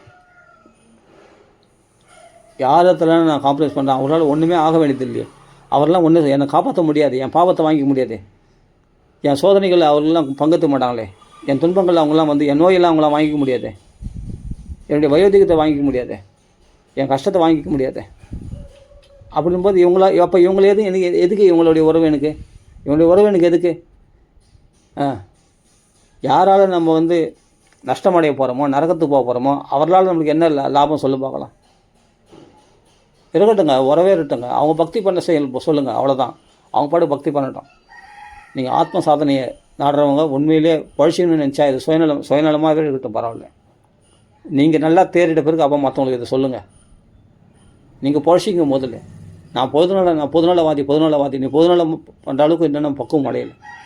பொதுநலவாதியான மகாத்மாக்கள் வியாசர் வால்மீகி நிலையில் நம்ம உயர்ந்துட்டோம்னு சொன்னால், நாரத நிலைக்கு நம்ம முக்தாத்மா ஆகிட்டோம்னு சொன்னால், சுகாச்சார நிலைக்கு, அப்போ நீங்கள் பொதுநலம் பண்ணுங்கள். ஃபஸ்ட்டு இப்போ நீங்கள் அனுஷ்டானம் பண்ணுங்கள். பிரச்சாரத்தை காட்டிலும் அனுஷ்டானம் தான் முக்கியம். இதான் எல்லா மகாத்மாக்களும் சொல்கிறது. நீ போஷிக்க முதல்ல நீ போஷிக்கிட்டா நீ எப்படி கரையேறுன்னு பாடுறா. அப்புறம் நீ மற்றவங்களெலாம் போதிக்கலாம், எல்லாருக்கும் மற்றவங்க சொல்லலாம். நீ ஆத்ம சாதனையை முதல்ல நீ நாடு. பாகவத்தில் என்ன சொல்லியிருக்கு பார். பயந்து ஓடு. செந்நாய்கள் வந்து ஆட்டை திருடுற மாதிரி நம்ம உறவினர்கள்லாம் வழிப்பறிகள் போல் நம்மளுடைய ஆயுளை திருடுகிறார்கள். பணம் போயும்போது, பணத்தை திருடும் போது நம்ம உறவினர்களுக்கு பணம் கொடுக்கலாம், அது தப்பு இல்லை. நம்ம குழந்தை குட்டிகள் கொடுக்காம யாரும் கொடுக்க போகிறேன், எதுக்காக சம்பாதிக்கிறோம், அதெல்லாம் விடுங்க. ஆத்மாவை திருட்டுட்டாங்களே, இந்த ஆத்ம சாதனை பண்ணுற நேரத்தெல்லாம் அபகரிச்சிடுறாங்களே, அவரிடத்தில் கால காட்சி, அதை மட்டும் கொடுக்காத. அந்த உன்னுடைய ஆயிலை மட்டும் குத்துறாத. இருக்கிற ஆயில தான் நம்ம எல்லாத்தையும் செய்தாகணும், ஆத்ம சாதனை பண்ணி ஆகணும். அப்போ வீழ்ச்சிக்கோ. பொறுத்து கொள்ளாத, இதில் காம்ப்ரமைஸ் பண்ணிக்காத, தட்டு போடு, இல்லாட்டி அவங்கள விட்டு நீ ஓடிப்போ, வீட்டோடு ஓடிப்போ, பரவாயில்ல. ஆமாம், மகான்கள் அப்படிலாம் சொல்கிறாங்க. நீ எங்கேயாவது ஓடிப்போய்ட்டு இவர் எல்லாத்துல இருந்தால் அவனுக்கு பக்தி வளராது, ஞானம் உண்டாகாது, வைராகியம் உண்டாகாது, நான் வீட்டை விட்டு ஓடிப்போ, பரவாயில்ல. ஆக மொத்தம் இந்த ஆத்மாவை தப்ப வச்சுக்க பார்த்துக்கோ, மனுஷ ஜென்மாவை கரையேற்றிக்க பார்த்துக்கோ. அதனால் பார்க்கறதுக்கு இப்போலாம் நல்லா தான் இருக்கும், எல்லாம் சௌக்கியமாக தான் இருக்கும், சுகமாக தான் இருக்கும். ஆனால் நாம் இது சரியான ஒரு நிமிஷம் நம்ம யோசித்து பார்த்தா பயமாக இருக்குது. எல்லாத்தையும் பார்த்தா பயமாக இருக்குது. இதெல்லாம் ஒன்றுமே உதவாது. எல்லாம் சுகமாக தான் இருக்குது, எல்லாம் அனுகூலமாக தான் இருக்குது, அது இருக்குது இது இருக்குதுன்னு சொல்ல நிறைய பேர் பிரதிகூலமாக இருக்குதான். பாக்கியசாலிகள் அவங்களாம் பிரதிகூலமாக இருக்கிறவங்க. பகவான் பெரிய கருணை காட்டியிருக்கான், சீக்கிரமாக பகவானத்தில் அவங்களாம் வந்துட முடியும். ஆனால் அது என்னென்னா அதை அனுகூலமாக்கிக்கிறதுக்கு இப்போ போராடி கொண்டு இருக்கிறார்கள். யாரால் அவமானப்படுறாங்களோ அவங்களிடத்துல சுகத்தை எதிர்பார்க்குறாங்க. இல்லறத்தில் என்ன ஒரு வாழ்க்கை பாருங்கள், ஒரு மானகட்ட வாழ்க்கை இல்லை இது. ஜென்மாவை கரையேற்றி கொள்ள வேண்டிய நாம் ஜென்மாவே இது சுகம்னு நினச்சிருந்து இதுலேயே உழண்டு கொண்டிருக்கிறேன். நரக சௌக்கியத்தை போய் நரகத்தில் கூட சுகம், அந்த நரக சுகம்தான் இதெல்லாம், நரக சௌக்கியம்தான் இதெல்லாம். இந்த இல்லற சௌக்கியங்கள் எல்லாமே நரக சௌக்கியம்தான். ஆமாம், கண்டூயன கரையோரிவ துக்கம், கண்டூயனேன கரையோரிவ துக்கம்னு பிரகலாம் சொல்கிறாரு. இது போல் அரிப்புக்கு சொரிஞ்சிக்கிற மாதிரி தான் இந்த இல்லற சௌக்கியங்கள்லாம். கொஞ்சம் நேரம் சொஞ்சால் அப்போ எரிச்சல் எடுப்போகுது. அது மாதிரி தான் இந்த சௌக்கியங்கள்லாம். ஆரம்பத்தில் சௌக்கியமாக இருக்கும், பின்னாடி ரொம்ப துக்கத்தை கொடுக்கும். இது வேணாம். எங்கேயாவது அதான் சொல்கிறேனே, எங்கேயாவது ஓடிடலாமான்னு தோணும் அப்படின்றாங்கல்ல ஒரு சமயத்தில் கஷ்டம் வந்தபோது. அதான் உண்மை. பொழைச்சிக்கோ, உன் ஆத்மாவை கரையேற்றிக்கோ. அப்படி பயப்படுறது நல்லது. நான் என்ன சொல்கிறேன்னா, ரவுடிங்களை பார்த்து பயப்படுறோம், பெரிய கொள்ளைக்காரன் திருடனை பார்த்து பயப்படுறோம், அதை பார்த்து பயப்படுறோம், இவனை பார்த்து அதை பார்த்து பயப்படுறதில்ல. இல்லறவாசிகளை கண்டே அதான் சொல்கிறேன், அதிகமாக பயந்தாரான் பாரதி யோகேஸ்வரர். யாருன்னா தன் உறவினர்களை நினச்சி தான் அதிகமாக பயந்தாரான். ஏன்னா அவரெல்லாம் கூட பெரிய பயங்கரமானவன் கிடையாது. திருடெல்லாம் அந்த சமயத்தில் திருட்டு போய்டும், அவ்வளோதான், முடிஞ்சு போச்சு அவங்க கதை. ஆனால் உறவினர்கள் காலம் பூரா கூட வாசம் பண்ணுறவங்களுக்கு இவங்களை பார்த்து தான் நம்மளுக்கு பயப்படணுமா. இவ்வளோத்தில் தான் பந்தம் பாசம் ஒட்டின்னு நம்மளை ஆன்ம சாதனையும் பண்ண விடாதபடி நம்மளை பாதிச்சிடுமா. இவர்களை பார்த்தா நம்ம பயந்து நடுங்கணுமா. ஒவ்வொரு நிமிஷமும் கண்ணில் விளக்கண்ணை விட்டுன்னு இருக்கணும். ஏன்னா எப்போ உயிர் போகும்னு தெரியாது, எப்போ நம்ம ஏமாற்றப்படுவோம், எப்போ காமத்தால் வஞ்சிக்கப்படுவோம், எப்போ கோபத்தால் வஞ்சிக்கப்படுவோம், எப்போ லோபத்தால் வஞ்சிக்கப்படுவோம் தெரியாது. ஜாக்கிரதை தான் சொல்லுங்கள், விளக்கண்ணை விட்டுன்னு இருக்கணும் கண்ணில். எப்படி நம்மளை மாயை தாக்கும், எப்படி கலிபுருஷன் தாக்கும், எப்படி மாயில் நம்ம காமக்குலத்தில் விழ வைப்பான், எப்போ மரணம் வரும் அதுவும் தெரியாது. அப்படிப்பட்ட சூழ்நிலையில் தள்ளப்பட்டு இருக்கிற நாமெல்லாம் அந்த பாகவதம் படிச்சுன்னா வெறும் பாராயணம் பண்ண மட்டும் நாங்கள் வந்துடும். நான் கேட்குறேன், பாராயணம் பண்ணுறது நல்லதுங்க. பாராயணம் எதுக்காக பண்ணுறோம்? சாஸ்திரத்தை புரிஞ்சிக்கணும். ஒவ்வொரு விஷயத்திலும் என்ன சொல்லியிருக்காங்க மகான்கள்லாம், இப்போ நான் சொல்கிறது தான் சொல்லியிருக்காங்க. சாரி, அவங்க சொல்கிறது தான் நான் சொல்கிறேன், அப்படி சொல்லணும். மகான்கள் பிரகலாத சனகாதி முனிவர்கள் என்ன சொன்னாங்களோ அதை தான் நான் அதில் நான் கொஞ்சோண்டு அதை நான் சொன்னது கொஞ்சம், ரொம்ப கொஞ்சம் கடுகளவு தான் சொல்லியிருக்கேன். அவங்க அமோகமாக நிறைய விஷயத்த சொல்லியிருக்காங்க. சம்சாரத்தை காடாக வர்ணிச்சிருக்கிறாரே. இது வழிப்பறி செய்கிற மாதிரி நம்மளை குடும்பத்தில் நம்மளை பணத்துக்காக நம்ம பின்னாடி சுற்றுறாங்க. நம்மளால் ஆக வேண்டியது இருக்கிறதுனால தான் நம்மளை எல்லோரும் சுற்றி வந்துன்னு இருக்காங்க. புரிஞ்சிக்கோ, உங்களால் ஆக வேண்டியது இல்லைன்னா கேரட்டு காளியை எப்படி அடிமாட்டு வேலைக்கு தள்ளிடுவானோ, ஒரு 20 வருஷம் ஒழிச்ச கேரட்டு காளியை புது காளையை போட்டி போன வண்டியில், பழைய காளையை அடிமாட்டு வேலைகளில் 10 ரூபா கூட கிடைக்குது தான் அடிமாட்டு வேலைக்கு கொண்டு போகுது. நாத்திரியந்தே யதாபூர்வம் கீனாசைவ கோச்சரம்னா கோனா பசு, அந்த காளை மாடு. அந்த காளை மாடு வண்டி எடுத்ததுன்னா அது ஒரு நாள் காளை மடிச்சுன்னு உட்காந்துச்சு. 20 வருஷம் வயசாகி போச்சு, அதால் வண்டி சுமக்க முடியல. அப்படின்னா எங்கே அடிமாட்டு வேலைக்கு 10 ரூபா கூட கிடைக்குது அங்கே விற்றுருவானோ. அடிமாடுனா அதனுடைய மாம்சத்தை, அந்த மாட்டை வெட்டுவாங்க இல்லையா, அந்த இடத்துல கொண்டு போய் விற்றுருவானோ. இவ்வளோ நாள் உழைச்சதே அது வெட்டினரி ஹாஸ்பிட்டலில் கொண்டு போய் அதை காப்பாற்றணும், அதை நினைக்கணும் இல்லையா. அப்படி செய்ய மாட்டான். அது மாதிரி தான் உலகம். அதே மாதிரி தான் முதியோர் இல்லத்தில் தள்ளிடுறாங்களே நீங்கள் எத்தனை பேர் அப்பா அம்மாவை யோசிச்சு பாருங்கள். அந்த அப்பா அம்மா இல்லைன்னா நீ இல்லையே எப்படி முதியோர் இல்லத்தில் தள்ளி. ஏன்னா என்னால் காப்பாற்ற முடியாது, நான் வேலைக்கு போகிறேன், என் ஒய்ஃபும் வேலைக்கு போகிறாங்க, அப்போ யாரும் அப்போ கவனிச்சு. அதனால் முதியோர் இல்லத்தில் அவ்வளோதான். முதலிடத்தில் அனுப்பிச்சிட்றாங்க, மாதம் மாதம் காசு அனுப்பிச்சிட்றாங்க. அவ்வளோ. இது பாசமா? இது பாசம் கிடையாது. ஏதோ சுமை, அந்த சுமைக்கு ஏதோ ஒன்று அவங்க பெற்றாங்க, அவங்களுக்கு தேவையானது செய்கிறேன் அவ்வளோதான் அப்படின்னு பணத்தை அனுப்பிச்சிட்றான், அவ்வளோதான். பாசம்னா கண்ணில் வச்சு காப்பாற்றணும் அப்பா அம்மாவை. நம்மளை கண்ணே மணியன்ட்டு நம்மளை கொஞ்சம் கொலாவி எப்படி பால் ஊட்டி சீராட்டி தாளாட்டி நம்மளுக்கு சாப்பாடெல்லாம் கூட அடித்தாது நம்மளை சாப்பாடு ஊட்டி நம்மளுக்கு எப்படி மடியில் போட்டு தாளாட்டி அப்படி வளர்த்துருப்பாங்க. அவரில் சுலபமாக என்னால் காப்பாற்ற முடியாது. இப்போ சம்பாதிக்க போகணும், வீட்டில் ஆள் இல்லை, சரி அதனால் இவங்களை பார்த்துக்கிறதுக்கு ஆள், அதனால் முதியோர் இல்லத்தில் தள்ளிடலாம் அப்படின்னு தள்ளிடுறாங்களே எவ்வளோ பேர். சில பேர் முதியோர் இல்லத்தில் தள்ளிடலாம், சில பேர் ஈவிரக்கம் இல்லாதவன் வெளியே போ, இது ஏன் வீடு அப்படின்னு கழுத்தை பிடிச்சி தள்ளுற பாவிகளும் இருக்கிறாங்க இந்த உலகத்தில்.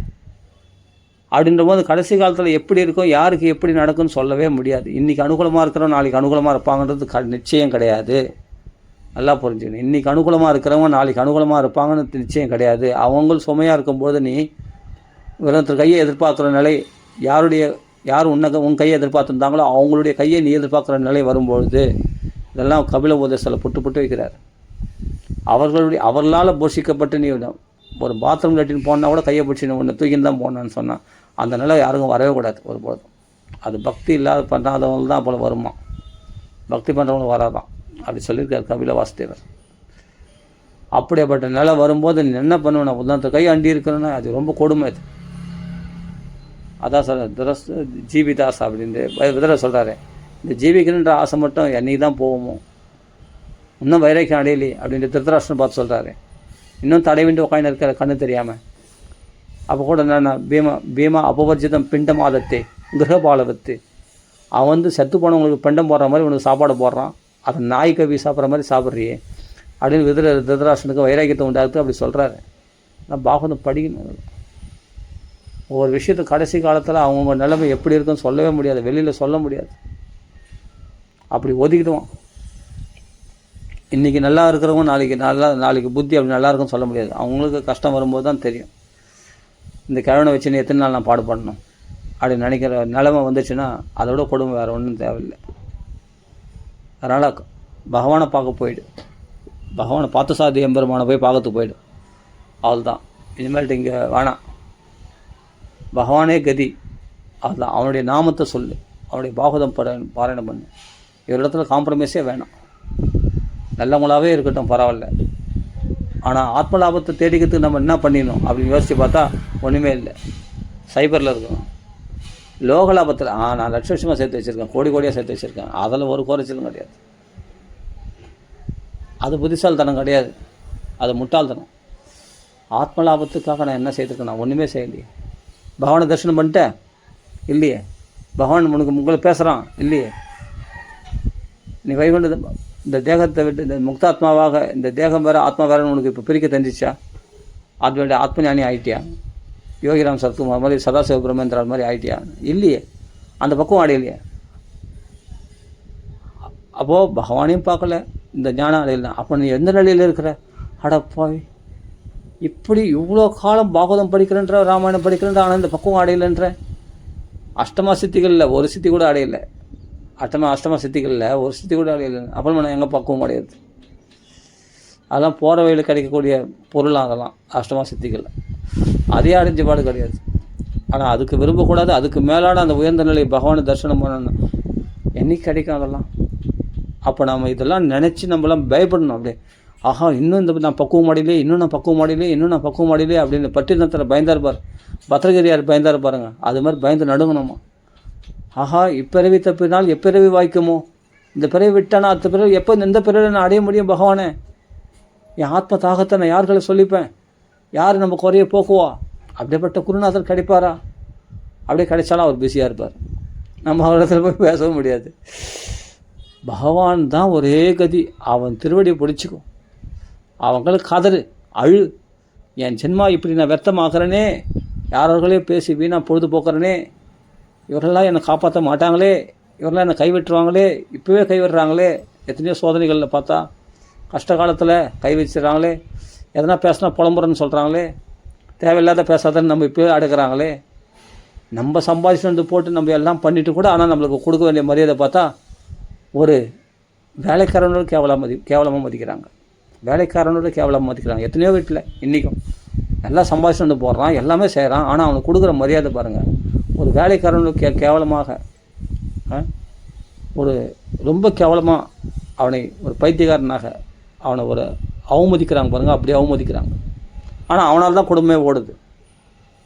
அப்படின்னு இப்போவே அப்படின்னு சொன்னால் வயசான காலத்தில் கடைசி காலத்தில் உன்னால் முடியாத போது அவள் கையை நீ நம்பி இருக்கும்போது உனக்கு இப்போலாம் கவனிப்பான்னு நினைக்கிறேன்.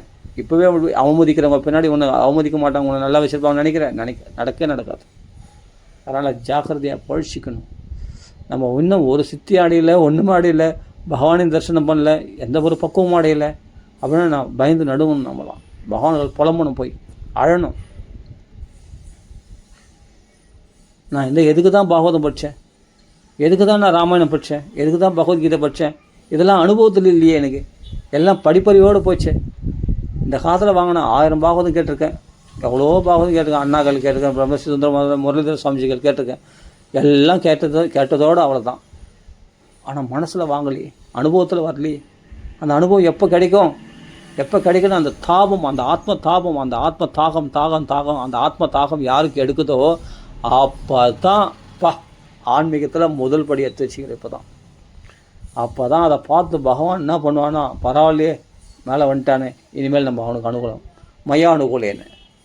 எப்போ நீ இதெல்லாம் இது பொய்யான சௌக்கியங்கள், இதெல்லாம் உண்மை இல்லை, இதெல்லாம் அப்படின்னு வைராக்கியம் அடைஞ்சு ஆஹா அப்படின்னு நினச்சி உடனே என்ன பண்ண, சொப்னே நிருக்தியா கிரகமேதி சௌக்கியம், இதெல்லாம் சொப்னத்துக்கு நிகரானது.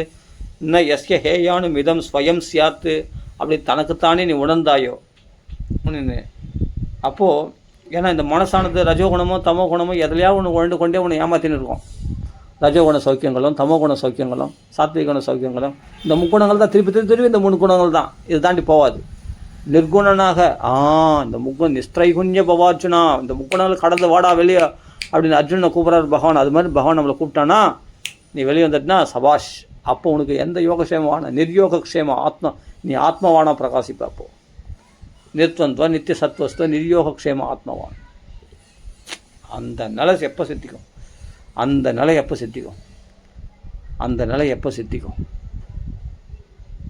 ஆபுத்தியமானம் அச்சல பிரதிஷ்டம் சமுத்திரமாகும் அப்படின்னு சொல்கிறேன். என்ன காமகாமி ஆசைப்படுறவனால கண்டிப்பாக அந்த நிலையை அடையவும் முடியாதான். என்ன காமகாமி. அந்த ஒரு பூர்ணத்துவம், அந்த சந்தோஷம், அந்த பரம்பொருளை பகவானை தரிசனம் பண்ணுற அந்த பெரும் பாக்கியம். அதான் சொல்கிறாரு ஸ்தித பிரக்ஞன். அந்த ஸ்தித பிரக்ஞ நிலை என்றைக்கு கைகூடும்? கீதையில் சொல்கிற அந்த ஸ்தித பிரக்ஞ நிலை, அப்பா உன் சைதன்ய ஸ்வரூபனாக உன்னை எப்போ உணர்வோம், அந்த நிலை என்றைக்கு சித்திக்குதோ அன்றைக்கி நீ போய்ச்ச.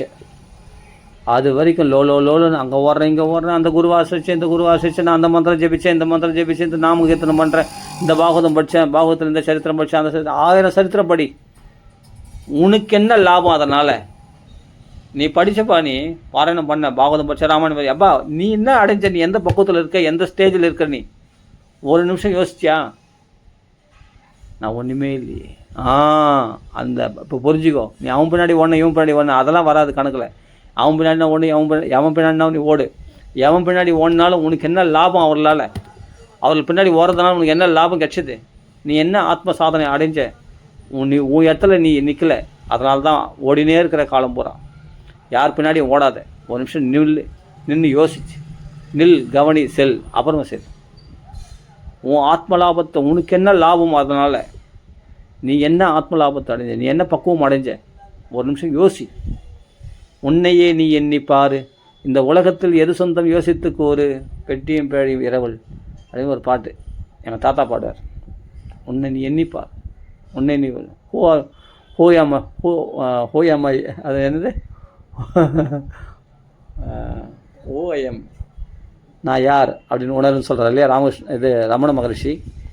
உன்னை நீ எண்ணிப்பார். ஃபஸ்ட்டு உன்னை நீ உணர். சுயநலன், ஆமாம் அதுதான் சுயநலம் தான் பொதுநலத்துக்கு வெற்றிடக்கூடியது. அதுக்கப்புறமா நீ பண்ணக்கூடிய பொதுநலங்கள்லாம் பெருசாக இருக்கும். இப்போ நீ நீ உன்னையே பக்குவப்படுத்திக்காத போது நீ உலகத்தை திருத்துறேன், நான் உலகத்தை மாற்றுறேன். நீ யாரும் உலகத்தை மாற்றுறதுக்கு? உன்னையே நீ மாற்றிக்கிட்ட மாடு கிடையாது. உன்னை மாற்றிக்கோ. அப்போ உலகத்துக்கு உன்னால் பல நன்மைகள் ஏற்படும். அப்போ நான் இதெல்லாம் சொல்கிறேன்னா எனக்கே பயமாக தான் இருக்குது. ஏன்னா இது ஏன் சொல்கிறேன்னா, உங்களுக்கு சொல்லலை, எனக்கு நானே சொல்லிக்கிறேன். எனக்கு நானே சொல்லிக்கிறேன் விழிப்புணர்வுக்காக. ஜாக்கிரதையாக இருங்க. வேணாம், ஸ்திரீ சங்கம் வேணாம், அவர்கள் சங்கம், துஷ்ட சங்கங்கள் வேணாம். நல்லா பேச வேணாம், நல்லா பேசினா கூட வேணாம். பாகவதத்தில் சொல்லக்கூடிய விஷயங்களுக்கு புறம்பாக இருக்கிற எந்த விஷயமும் எனக்கு வேணவே வேணாம். அவ்வளோதான். ஆத்ம சாதனைக்கு உள்ள தடங்கல்கள் அப்படின்னா முதல்ல அது வேணவே வேணாம். முதல் தூக்கி எறியலாம். காம்ப்ரமைஸே கூடாது, அட்ஜஸ்ட்மெண்ட்டே கூடாது. ஏன்னா எப்பொழுதும் பார்த்தா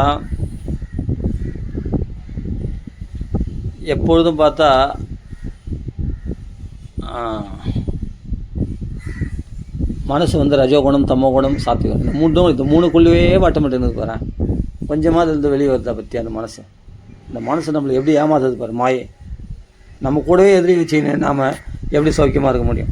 அந்த ஆத்மாவை மறைக்கக்கூடிய அந்த மனசை வெட்டி எறியணுமா? ஜெஹி. அதுக்கு என்ன பண்ணணும்? குரேர் ஹரே சரணோ உபாசனஸ்திரோ ஜெஹி வெலீகம் ஸ்வயம் ஆத்மமோஷம். ஆத்மாவுக்கு மோசம் செய்யக்கூடிய அந்த மனசை குரு ஹரியினுடைய சரணாரவிந்தரங்களுடைய அந்த அஸ்திரங்களால் வெட்டி எறியணுமா? அதான் ஒரே வழி. சரணாகதி தான். பகவானுடைய நிலையை அடையணும். பகவானை தியானம் பண்ணணும். மகான்களுடைய நிலையை அடையணும்னா அந்த மகானுடைய உபாசிக்கிற அந்த உபாசனை என்ற அஸ்திரத்தினால்தான் அந்த மனம் என்ற இந்த சத்ருவை வெட்டி எறியணுமா? ஆத்மாவுக்கு தீங்கு விளைவிக்கக்கூடிய எப்பாவது ஏதாவது ஒரு சோகம், மோகம், பயம், ஆசை, பேராசை, விரோத பாவம், பந்தம், மமகாரம் இவைகளை உண்டு பண்ணி கொண்டே இருக்கிறது இல்லையா? என்ன யாவதேதன் மனக ஆத்மலிங்கம். அது அது பாரு, மனசு தேகத்தையும் ஆத்மாவை இணைச்சி வைக்கிற அந்த மனசு அது ஆத்மாவே போயிடுச்சான். அது நம்ம அந்த மனசை ஆத்மாவே நினச்சிட்டோமா நம்ம. ஆனால் நம்ம உண்மையான சொரூபம் ஆத்மா. ஆனால் மனசு தான் நம்ம நினச்சிட்டோம். அது எப்படி நம்மளை ஏமாற்ற போகிறாங்க? இன்னும் யாவதேதன் மனக ஆத்மலிங்கம். ஆனால் ஆத்மாவுக்கு அந்த வீட்டுக்காராங்க. சம்சார தாவ வவனம் ஜனஸ்ய. சம்சாரத்தில் நம்மளை சுழல வைக்கிறது இந்த மனசு தான். அதுதான் நம்மளுக்கு என்னென்ன உண்டு பண்ணுது பாருங்கள். சோகம், மோக, பய, ராக, லோப, வைராணு, பந்தம், மமதம், விதத்தே. சோகம், மோகம், பயம், ராகம், பேராசை, விரோத பாவம், பந்தம், மமகாரம் எல்லாத்தையும் உண்டாக்குறது இந்த மனசு தான். இந்த மனசை துண்டாக வெட்டிடணும். மனசு வேலையே செய்யக்கூடாது. அப்படியே புத்தியில் ஆத்ம சாட்சாத்காரத்தில் கிருஷ்ணஸ்வரூபத்தோட லயிச்சு போயிடணும். அந்த நிலை எப்போ உண்டாகுனா ஹரியினுடைய குருனுடைய சரணாரவிந்தங்களை சேவிக்கிற நாள் தான் இந்த மனசை வெட்டி அறிய முடியுமா? உண்மையாக சேவிக்கணும். இப்படிலாம் சொல்லப்பட்டிருக்கிறது. அதனால் வேதவாதங்கள் இருக்கிற இடத்துல உபனிஷத்து வேதாந்த வாக்கியங்கள் எடுபடாது. அப்படின்னா இல்லற கவலைகளை உழைப்பவனுக்கு ஆன்மீக விஷயங்கள்லாம் புலப்படாது. அவன் கண்ணில் தென்படாது. அதனால் ஓடு, எங்கேயாவது தனிமையில் ஓடு, எங்கேயாவது ஆத்ம லாபத்தை சம்பாதிக்கக்கூடிய இடமா பார்த்து ஓடிக்கும், உழைச்சிக்கும். அவ்வளோதான். இவர்களை நம்பாத, இந்த உலகத்தை நம்பாத, இந்த உலகத்தில் மனுஷால் நம்பாத, உறவினர்களை நம்பாத. உன்னை ஏமாற்றிடுவாங்க. ஆத்ம லாபத்தை தேடுறவங்க தயவுசெய்து அதை நம்பாதீங்க. பொழைச்சிக்குங்க. பகவானை தரிசனம் பண்ணுறதுக்கு நம்ம என்ன பக்குவம் அடைஞ்சோம்? பக்குவம்னா என்னென்னு பாகவத்தில் சொல்லியிருக்கு இல்லையா? அந்த பக்குவத்தை நம்ம அடைஞ்சோமா? 5 வயசுலேயே நாரதர் சாட்சாத்காரம் பெற்றார். தியான யோகத்தில் பகவானை பார்த்துட்டார். அந்த ஒரு தடவை தரிசனம் கூட நம்மளுக்கு ஆகலையே இன்னும். பிரகலாதான் 5 வயசுலேயே ஞானத்தை அடைஞ்சார். கர்ப்பத்திலே பகவான் தரிசனம் பண்ண பரிசுத்து என்ன அவர்களே பயந்து ஓடுறாங்க, வீட்டை விட்டு ஓடுறாங்க பாகவதம் கேட்குறதுக்கு. நம்மளாம் பார்த்தோன்னா சுகமாக இருக்கும், ஜாலியாக இருக்கும், எல்லாம் அனுகூலமாக இருக்குது. அப்போ நம்ம எந்த அளவுக்கு விழிப்புணர்வில் இருக்கிறோம் பாருங்கள். வேணாங்க அந்த கிளாஸ், இந்த கிளாஸ், அந்த பகவத்கீதை கிளாஸ், இந்த பாகவதம் கிளாஸ், அங்கே போகிறேன், இங்கே போகிறேன், அதை பண்ண டைம் வேஸ்ட் பண்ணாதீங்க. உண்மையாக அதான் சொல்கிறேன், உட்காருங்க, உங்களை நீ யோசிங்க. பாகவதத்தில் சொல்லக்கூடிய சாரமான விஷயத்தை யோசிங்க. வைராக்கியம் ஃபஸ்ட்டு, அப்புறம் ஞானம், அப்புறம் பக்தி, அப்புறம் பகவானத்தில் நீங்கள் பக்தி பண்ணுங்கள். இல்லை டைரெக்டாக பக்தி பண்ணுங்கள், ஞான வைராக்கியம் தன்னாலே வந்துடாட்டும். பகவான்களை புலம்புங்க, அழுங்க. நான் பக்குவமானோன்னா பக்குவம் ஆகாதன்னா உங்களுக்கே தெரியும். ஒரு பக்குவம் கூட அடையாமல் நம்ம இந்த கீழ்நிலையில் தள்ளப்பட்டிருக்கிறோமே, எனக்கு என்னைடாப்பா பக்குவத்தை கொடுக்க போகிறேன்ட்டு பகவான்களை கதறி அழுங்க, புலம்புங்க. வேறு வழியே கிடையாது. அழுதால் அவனை பெறலாமே அப்படின்னு திருவாசகத்தில் சொல்கிற மாதிரி அழுதால் தான் அவனை பெற முடியும். அழு புலம்பு. எதுக்கோ அழற. குடும்பத்துக்கு குழந்தை கொட்டிக்கின்ற அனித்தியமான விஷயங்களுக்கெல்லாம் அழறேன். பணம் போச்சுன்னா அழறேன். அனித்தியமான விஷயங்களுக்கு அழறேன். என்றைக்கு தான் நித்தியமான விஷயமாக பகவானுக்காக அழ போகிறேன், உன் ஆத்மாவுக்காக அழ போகிறேன். புலம்பு, பரவாயில்ல, தப்பே இல்லை. எது வரைக்கும் கிடைக்குதோ அது வரைக்கும் எது வரைக்கும் ஆத்மா உனக்கு கிடைக்கிறதே பெரிய இந்த மனைவி கிடைச்சிட்டா, பொருள் கிடைச்சது, பொண்ணு கிடைச்சது, சொத்து சொங்க கிடைச்சது, இதெல்லாம் கிடைச்சதாகாது. உனக்கு கிடைச்சதா, உன் ஆத்மா உனக்கு கிடைச்சதா, அதான் கிடைச்சதாகும். மற்றதெல்லாம் கிடைச்சாலும் கிடைக்காதது தான். நீ அடைய வேண்டியது இன்னும் அடையலை, கிடைக்க வேண்டியது உனக்கு கிடைக்கல, பொய்யா தான். ஆனால் அதுக்கே நீ உலக விஷயம் கிடைக்கலன்னா அதுக்கு பின்னாடி போய் தொங்கி நிறுற, ஏங்கி நிறுற. அது கிடைக்கலன்னா அது பின்னாடி போய் ஏங்கி நிறுற. அது கிடைச்சா பெரிய லாபம் நினைக்கிற. அது கிடைச்சாலும் அனித்தியமானது தான். அது கிடைச்சாலும் உன்னை அஜ்ஞானத்தில் தள்ளக்கூடியது தான். அது கிடைச்சாலும் உன்னை நரகத்தில் தள்ளக்கூடியது தான். அது கிடைக்காததே நல்லது. ஆனால் கிடைக்க வேண்டிய விஷயத்துக்கு பக்கத்துலேயே இருந்து கூட ஆனால் கிடைக்கல நம்ம தேடிங்கடோம். அருகிலே இருக்குது நம்ம ஆத்மா. உனக்கு கிடைக்கிறது தான் பெரிய லாபமே. இதை புரிஞ்சுக்கிட்டா அதை பிறகு பகவான்களை போய் அழலாம். எனக்கு கிடைக்க வையேன்டாப்பா ராமா அப்படின்னு நான் அவங்கள புலம்பி அழுதுன்னா அப்பா அவன் பார்ப்பான். நீ நிறைய நாம சங்கீர்த்தனம் பண்ணுறேன், நிறைய நான் ஆவர்த்தி பண்ணுறேன், நிறைய சாண்டிங் பண்ணுறேன், நிறைய ஜபிக்கிறேன், அதெல்லாம் இருக்கட்டும். ஆனால் அதெல்லாம் பக்குவத்தை ஞானத்துக்கு கொண்டு போய் விடணும். உன்னை பக்தியே ஞானத்துக்கு கொண்டு போய் விடணும். அவன் நீ ஜபிக்கிற ஜபம் நாம ராம ராம ராமான்னு சொல்கிற, ஹரே கிருஷ்ணா சொல்கிறேன், அதெல்லாம் ஜபிக்கிறது எதுக்காக? உன் ஆத்ம ஞானத்தை உனக்கு உண்டாக்கணும். இன்னும் அஜ்ஞானத்தில் தானே இருக்கிறேன். பசியத்தான் சாப்பிட்றியே, தூக்கம் வந்தால் தூங்குறியே, இன்னும் அஜ்ஞானத்தில் தானே இருக்கிறேன் அர்த்தம். அப்போ தேகாபிமானத்தில் தானே இருக்கிறேன். இன்னும் தேகாபிமானம் விட்டு போலே ஒன்று விட்டு. அப்போ நீ என்ன ஜெபிச்சு என்ன பாராயணம் பண்ணி என்ன பிரயோஜனன்ற? லாபத்தையே அடையலையே. அதுக்கு ஆசைப்படு. லாபம் அந்த பரமாத்மா லாபம். அந்த பசிதாகத்தையும் ஜெயிச்சு இந்த தேகாபிமானத்தை விடுற அந்த பரிசுத்துக்கு கிடைச்ச நிலை பசிதாகத்தை ஜெயிச்சு அந்த ஆத்ம லாபத்தை அடையிற அந்த நிலைக்கு ஆசைப்படுன்றேன். அந்த நிலைக்கு ஆசைப்படு. அதுக்கு வேண்டி பகவானத்தில் போய் புலம்பி அழு. இன்னைக்கு அழ ஆரம்பிச்சிடு. நைட்டு பூரா அழு, பகல் முழுதும் அழு. எது வரைக்கும் கிடைக்கலையோ அது வரைக்கும் அழு. உனக்கு உண்மையிலேயே ஜென்மா கரையத்தின்னு ஆசைப்பட்டேன்னா அழு. அதான் ஒரே வழி. அவன் கருணை இல்லாமல் உன்னால் ஞானத்தையோ வைராகியத்தையோ பக்தியை அடைய முடியாது. அவன் கிருபையை வேண்டு. அதுதான் மகான்களிடத்தில் போய் நம்ம தொல்லை பண்ண முடியாது. அடிக்கடி நம்ம ஆத்ம தாகம் யாருக்கு புரியும்? யாருக்கு சொல்லி புரிய வைக்க முடியும்? ஆண்டாள் சொல்கிறா, என்னுடைய தாபம் யாருக்கு தெரியும்? அந்த ரங்கநாதனே அறிவான். அவனை பிடி. அவங்கள போய் புலம்பி அழு. அவன் கைவிரித்து காத்து கொண்டு இருக்கிறான் கண்ணன். அவனிடத்துல போய் ராமா நீ தான் எனக்கு கதி, எனக்கு சொல்கிறாப்பா, எனக்கு என்ன வழி சொல்லுப்பா. நான் ஒரு பக்குவத்தையும் அடையலையே. இந்த அஞ்ஞானமான வாழ்க்கையில் வாழ்ந்து நிற்கிறேனே. நான் என்றைக்கு இந்த பாகவதம் படித்து கூட எனக்கு புத்தி வரலையே. பாகவதம் எனக்கு அனுபவத்தை கொடுக்கலையே. நான் இவ்வளோ பாராயணம் பண்ணுறேன், எனக்கு இன்னும் அனுபவம் வரலையே. இன்னும் எனக்கு சாட்சாத்காரம் உண்டாகலையே. உன் தரிசனம் கிடைக்கலையே. உன் தரிசனத்துக்காக அழறனே. விரகைய காங்ஷேன்னு விருத்தராசுரா ஏங்குற மாதிரி நான் ஏங்குறனே.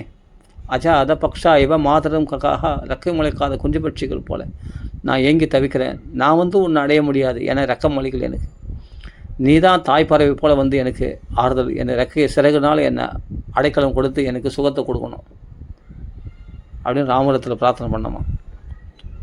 எப்படி கன்றுக்குட்டியை நோக்கி பசுவானது பால் கொடுக்குறதோ அதுபோல் உன்னுடைய ஆனந்தத்தை எனக்கு கொடுக்க வேண்டும் ராமா. நீ தான் எனக்கு கதி, எனக்கு வேறு கதி கிடையாது. நான் ஆச்சாரம் அனுஷ்டானம் சுத்தம் சௌச்சம் தபசு தியானம் எல்லாம் வேஸ்ட். பகவானுடைய அருளை பெறத்துக்கு உதவுல சொன்னால் இத்தனையும் வேஸ்ட். திக் குலம் திக் ஜென்ம திக் திரைவிருத்து அப்படின்னு சொல்கிறாங்க இல்லையா பிராமணர் சொல்லலாம். இவெல்லாம் எதுக்கு பகவானை சந்தோஷப்படுத்துறதுன்னு சொன்னால் இவைகள்லாம் இவ்வளோ ஆச்சார அனுஷ்டானம் கண்டுபிடிச்சி இவ்வளோ பாராயணங்கள் பண்ணி இவ்வளோ ஜபங்கள் ஜபிச்சு இவ்வளோ நாமக்களை சொல்லி என்ன பிரயோஜனன்ற? அந்த ஆத்ம சாட்சாத்காரத்தை பெறலையே. இன்னும் பக்குவம் அடையலையே. பகவானை நான் அடைஞ்ச பாடு கிடையாது. நான் அடைய வேண்டியது ஒன்றும் அடையலையே. அப்போ இவைகள்லாம் பண்ணி என்ன பிரயோஜனம்? சமயபகி கேவலமா? ஆனால் ஒரு பொழுதும் பகவானத்தில் பண்ணுற பக்தி மட்டும் ஒரு கடுகளவு கூட வீண் போகாதுன்னு மகான்கள் சொல்லியிருக்காங்க. அதுதான் ஒரு வேளை இந்த தாகத்தை உண்டு பண்ணிச்சா தெரியலையே. ஆக மொத்தம் நான் இன்னும் அடையலை இல்லையா? நான் அடையலையே.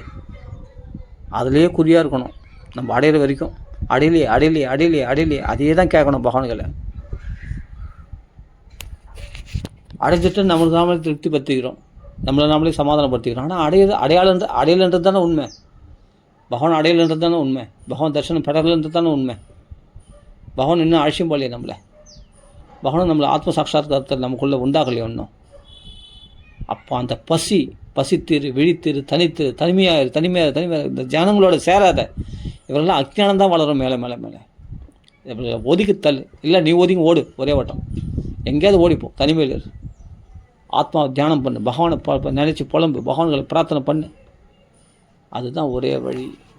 இல்லை மகான்கள் ஆகிய சித்தி அடைஞ்ச மகாத்மா காலத்தில் போய் அழு, அவர்கள் ஒரு வழி காட்டுவாங்க. அதை தவிர வேறு வகதி கிடையாது. ராம ராம ராம ராம ராம ராம ராமன் எவ்வளோ நேரம் சொல்லுவேன் ராமநாமா? எவ்வளோ நேரம் சொல்லுவேன் ராமநாமா? எவ்வளோ ஹரே ராம ஹரே கிருஷ்ணா சொல்லுவேன்? எவ்வளோ ஹரே கிருஷ்ணா 1 மணி நேரம் சொல்லுவேன், 2 மணி நேரம் சொல்லுவேன். அதுக்கு மேலே ஆத்ம சாட்சாத்காரம் கிடச்சிதா? ஆத்ம லாபத்தை அடைஞ்சா? இல்லை. அதுக்கு என்ன முயற்சி பண்ணேன்? அது பகவானுடைய கிருபா. அந்த கிருபாஸ்மரணம், அதுதான் அண்ணா சொல்கிறார். அந்த கிருபையை தியானம் பண்ணு, பகவானையும் கிருபை பண்ணு. நீ பண்ணதெல்லாம் கிருபை தான், ஆனால் இன்னும் நான் அடையலையே. என்ன அடையலை? உன் தரிசனம் எனக்கு கிடைக்கலையே. அந்த சங்கச்சக்கர கதாதாரியாக உன் தரிசனம் பீஷ்மர் கொடுத்த மாதிரி, கோதண்டபாணியாக தரிசனம் கொடுத்த மாதிரி, புல்லாங்குழலோட கோபிகளுக்கு தரிசனம் கொடுத்த மாதிரி எனக்கு என்னைக்கு கிடைக்கும் சாட்சாத்காரம்? எனக்கு நானே நான் சமாதானம் பற்றிக்கிறேன், எல்லாம் கட்சிட்ட மாதிரி அதில் திருப்தியாக இருக்கிறேன்.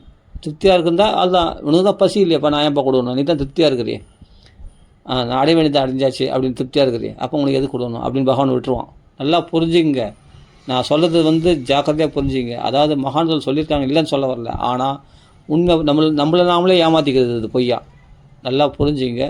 நாம் இன்னும் அடைஞ்ச பாடு கிடையாது. நம்ம இன்னும் பக்குவம் அடைஞ்சு சொன்னால் அப்போ மறுபடியும் அக்ஞானத்தில் விழுறப்போ அக்ஞானத்தில் விழக்கூடாது. நான் அடைஞ்ச வேண்டியது அடைஞ்சாச்சுன்னு நமக்கு நாமளே திருப்திப்படுத்தினாலும் அது பொய்யா திருப்திப்படுத்திக்கிறோம். ஆனால் அடைய வேண்டியது அடையலைன்றது நல்லா தெரியுது. அடுத்த நிமிஷம் அக்ஞானத்தில் விழுறோமே, அடுத்த நிமிஷம் பசிதாகம் எடுக்குது, அடுத்த நிமிஷம் இந்த உலகத்தில் விழுறோமே. அதெல்லாம் பக்குவம் ஆகாது. முழுமையான பக்குவம் பெறலைன்றது தான் நான் கேட்குற கேள்வி. முழுமையான பக்குவம் வரல, அறகுறை பக்குவம் பெற்று ஓரளவுக்கு பக்குவம் பெற்றிருக்கிறோம். நான் இல்லைன்னு சொல்ல வரல. பாகவதம் படிக்கிறவங்க, ராமாயணம் படிக்க, பகவான் நாம சொல்கிறவங்க ஓகே, ஆனால் அது போதாதுன்றேன். நான் முழுமையை விரும்பணும்னு சொல்கிறேன். நமக்கு நாமே சமாதானப்படுத்திக்கிறோம். கடைசியில் சந்தோஷம் அடையணும், சரி ஓகே, நான் தான் சொல்லியிருக்கேன். ஆனால் அது கடைசியில் சந்தோஷம் அடைஞ்சால் கூட கடைசியில் பார்த்தா மறுபடியும் அக்ஞானம் நம்மளை தாக்கும்போது அன்றைக்கி கடைசியில் சந்தோஷமாக இருக்கிறன்ற அந்த பக்குவமானது பத்தலையே. அந்த கலிபுருஷன் தாக்கும்போது மறுபடியும் காமக்குரோதங்களை விழுறமே. அப்போ ஒன்றும் பக்குவம் அடையலை. அப்போ பகவான்களை விழுந்து சாஷ்டாங்கமாக சரணாகதி அடைஞ்சு அவங்கள புலம்பினால் ஒழிய இதுக்கு விமோச்சனமே கிடையாது.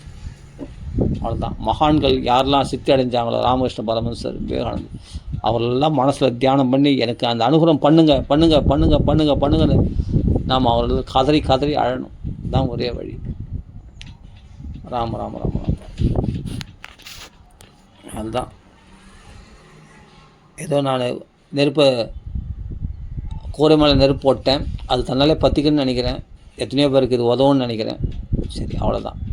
ஆத்மதாகத்தை தூண்டுறது மட்டும்தான் நம்ம வேலை. அதை நீங்கள் தான் அந்த தாபத்தோடு பகவான்களை பிரார்த்தனை பண்ணணும். அடைய வேண்டியதெல்லாம் அடையதில்லை. இப்போ அடைஞ்சது கிடையாது. நல்லா புரிஞ்சுங்க. இன்னும் நம்ம அடைய வேண்டியது அப்படின்னு புரிஞ்சுக்கிட்டு பகவான்களை கதறி அழணும். அவன் அருளை பெறுவதற்காக கிடைக்கிற வரைக்கும் அழணும். முடியலையா, சோர்ந்து போனியா, மறுபடியும் விட்டு. அதுதான் விடாமுயற்சியாக திருப்பி அவங்கள கதறி அழணும். எப்படி சீதை அழுதா, ராமனை அடைய முடியலன்னு சீதை எப்படி அழுதாலும் அது மாதிரி அழணும். எனக்கு எப்போ விமோச்சனம் கிடைக்கும் அப்படின்ட்டு சுக்ரீவன் எப்படி அழுதானோ தனிமையில், அது மாதிரி அழணும்.